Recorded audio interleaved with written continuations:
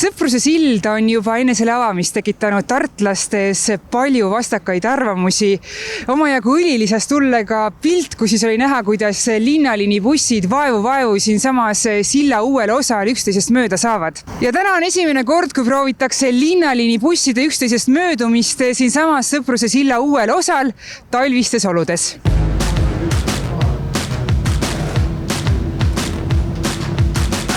Minule tundub täitsa hea, et on natuke kitsavõitu, aga see keskmine joon on suureks abiks. Nii et kes muidu hakkama ei saa, vaatab joont, vaatab serva ja näeb, et on keskel. Peeglid möödusid väga hästi, nii et mingit muret ei olnud. See on esimene kord ja nagu näha, siis nad tegelikult mahuvad üksteisest päris ilusti mööda ja praegu silla peal veel toimetamised käivad, et natukene on vaja siin manööverdada edasi-tagasi, et meil on väga professionaalsed juhid ja nad saavad väga hästi hakkama. No praegu need bussid siin uuel silla poolel kõrvuti seisavad ja selline see nende vaheline laius on.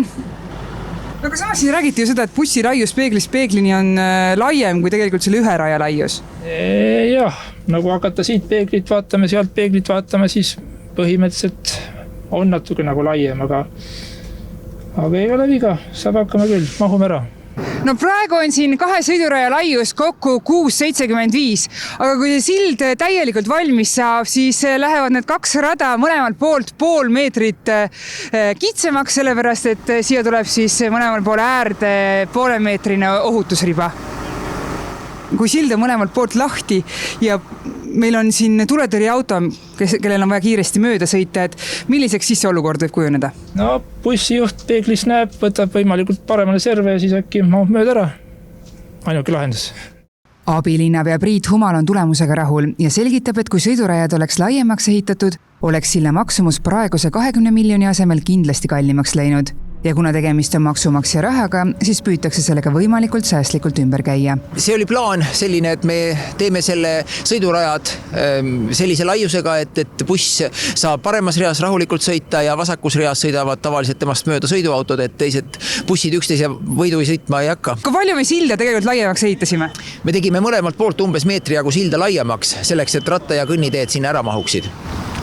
Et teada saada, kui mugav on sõita uuenduskuuri läbinud silla poole rattateel, palusime abiks Ilmari, kes sõidab Ülikooli linna tänavatel rattaga iga päev ja iga ilmaga. Eesmad läbis taga rattaga silla veel remontimata osa. No ta on kitsas ka ühes suunas, praegu on ta 2-suunaline, no 2 suunas seal sõita ei saa kindlalt, aga 1 suuna mõttes oleks ta piisavalt lai enam-vähem, kui see lapp oleks ära koristatud. On vahepeal niisugune surmahirm ka, kui sa sõidad sealt, mõtleme seal silla teiselt poolt siis rattaga? No natuke on, sest et see rattaraja paradoks on see, et ta küll annab ratturile oma ruumi, aga samas siis autojuht ei tee enam nagu tunneb, et tema saab oma raja peal sõita ja sina sõidad oma raja peal, aga see võib tähendada, et sinu ja autojuhi vahel jääbki ainult 30 senti näiteks ja see võib teha hirmsaks küll, eriti kui auto kiirused on suured. Seejärel palusime talle ka sõita läbi ka uuema silla poole rattatee. See rattatee on 2,25 meetrit lai ja 2-suunaline, kus juures rattateed hakkavad olema mõlema sõidusuuna servas. Ta on nagu sõita nagu sõidutee peal või nagu mõne teise Tartu nagu koristatud eraldi nagu ratta või jalgrattatee peal. Et lund ei ole ja tee on lai ja sile ja kõik on väga hästi. Et ruumi on piisavalt ja seda enam, et tuleb ju teine silla pool veel, kus on sama lai. Nii et see jalakäija rattaliiklus jaguneb selle 2 poole vahel ka veel. Ja juba homme Sõpruse silla uus osa avatakse, nagu näha, siis praegu käivad siin veel viimased tööd.